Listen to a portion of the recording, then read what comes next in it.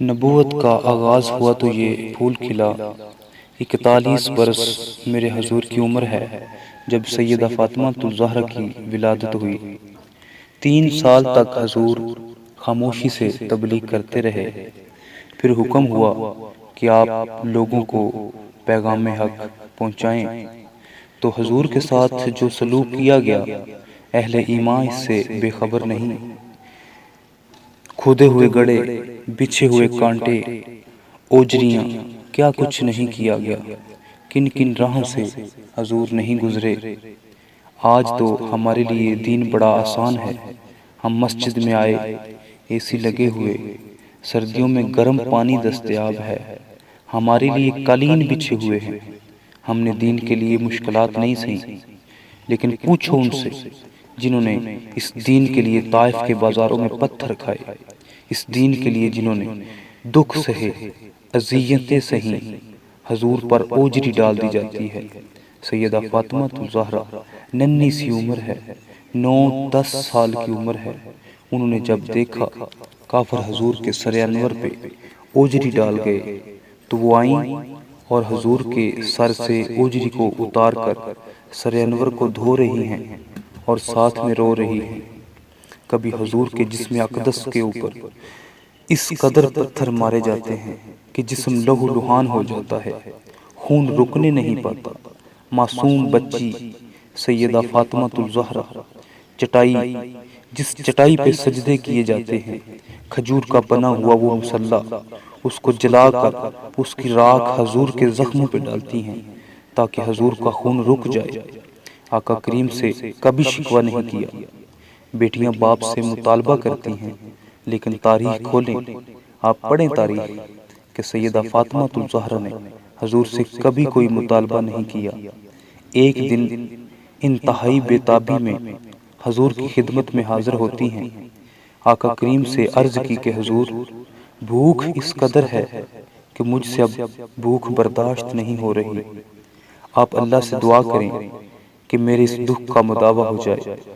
آقا کریم نے جب بیٹی کی بھوک اور پیاس کی اس حالت کو تڑپتے ہوئے دیکھا، کونین کے خزانوں کا مالک اگر چاہتا تو جنت سے خوشے کھینچ کر حضور زمین پر لے آتے اور فاطمہ کا گھر پھلوں سے بھر دیتے، انہیں ایک لمحہ کی بھوک بھی برداشت نہ کرنی پڑتی۔ لیکن آقا کریم نے سیدہ فاطمہ الزہرا کی پشت پہ ہاتھ پھیرا اور ساتھ دعا دی کہ اے اللہ، میری بیٹی فاطمہ کو بھوک ستایا نہ کرے۔ سیدہ فاطمہ رضی اللہ تعالیٰ عنہ فرماتی ہیں کہ بھوک تو موجود رہتی، لیکن بھوک کی وجہ سے بھوک کا جو احساس ہوتا وہ حضور کے ہاتھ پھیرنے کی وجہ سے ختم ہو گیا۔ تو آقا کریم کی یہ بیٹی کئی دن فاقوں سے کاٹ دیتی تھی۔ امام منذری نے الترغیب والترغیب کے اندر لکھا ہے، ایک دن محبوب کریم سید عالم مسجد نبوی سے باہر نکلے، آگے شیخان کھڑے ہیں۔ امام منذری نے الترغیب والترہیب کے اندر لکھا ہے، ایک دن محبوب کریم سید عالم صلی اللہ علیہ وآلہ وسلم مسجد نبوی سے باہر نکلے، آگے شیخین کھڑے ہیں، 2 اور صحابی بھی موجود ہیں۔ چلتے چلتے میرے حضور حضرت ابو ایوب انصاری کے گھر کے قریب سے گزرنے لگے تو وہ خوشبوئے رسول سونگھ کر جلدی جلدی گھر سے باہر آ گئے۔ تو آقا کریم سے عرض کی، حضور آپ میرے مہمان نہیں بن جاتے؟ آپ چند لمحوں کے لیے مجھے میزبانی کا شرف بخشیں۔ تو آقا کریم نے فرمایا، ابو ایوب جیسے تمہاری مرضی۔ وہ حضور کو گھر لے گئے، چٹائی بچھائی، بٹھایا، بکری کا بچہ ذبح کر کے اہل خانہ کو دیا کہ جلدی جلدی کھانا تیار کرو کہ میرے آقا کو بھوک لگی ہے۔ امام منذری لکھتے ہیں کہ جب گھر والوں کو کھانا بنانے کا کہہ کر واپس حضور کی خدمت میں حاضر ہوئے تو کیا دیکھا کہ حضور کے چہرے پر آثار نقاہت ہیں، جب زیادہ کمزوری کے آثار ہیں۔ جلدی سے گئے، گھر سے کھجوروں کا ایک خوشہ لے آئے اور حضور کے سامنے رکھ کر عرض کی، حضور کھانا پکنے میں دیر ہے، اتنی دیر تک یہ کھجوریں تناول فرمائیں۔ جب تھوڑی دیر کے بعد کھانا دسترخوان پہ آیا تو آقا کریم کی نظر جب کھانے پہ پڑی تو حضور کی آنکھیں چھم چھم برسنے لگیں۔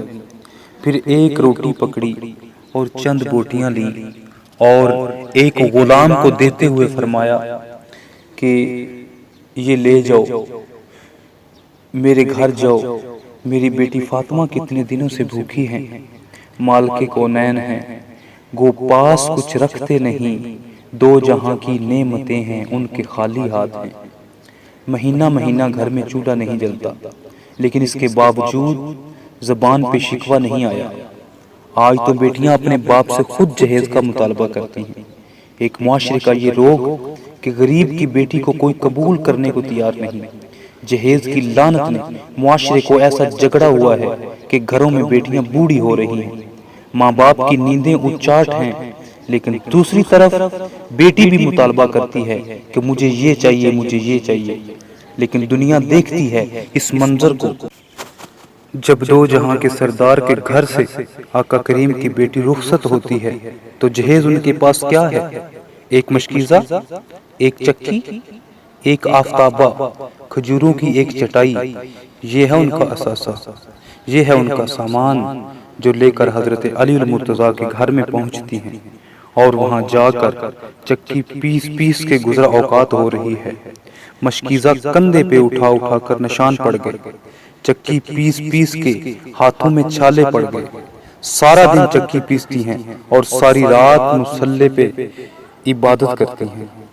آج کی عورت کہتی ہے میرے گھر کے کام کاج بڑے ہیں، میرے پاس وقت نہیں ہے، میرے بچے زیادہ ہیں، میرے پاس وقت نہیں ہے کہ میں نماز پڑھ سکوں، بار بار بچے پیشاب کر دیتے ہیں، کیسے صفائی اور ستھرائی رکھوں؟ سیدہ فاطمہ کی چوکھٹ پہ آؤ، حسنین کریمین کی تربیت بھی ہو رہی ہے، مولا علی کی خدمت بھی ہو رہی ہے، اور چکی پیس پیس کے آٹا بھی تیار ہو رہا ہے، مہمانوں کو کھانے بھی بیچے جا رہے ہیں، اور جب رات پڑتی ہے تو ساری رات مصلے پہ گزار دیتی ہے۔ عرض کرتی ہیں اللہ تیری راتیں اتنی چھوٹی ہیں کہ تیری بندی کا ذوق بندگی ہی پورا نہیں ہوتا۔ ابھی ایک سجدہ کرتی ہوں کہ رات ختم ہو کے رہ جاتی ہے، ایک رات ایسی بنا دے کہ تیری بندی جی بھر کے تجھے سجدہ تو کر لے۔ یہ ہے عبادت، یہ ہے ان کے شب و روز، سارا دن روزے میں اور ساری رات قیام میں گزار دیتی ہوں۔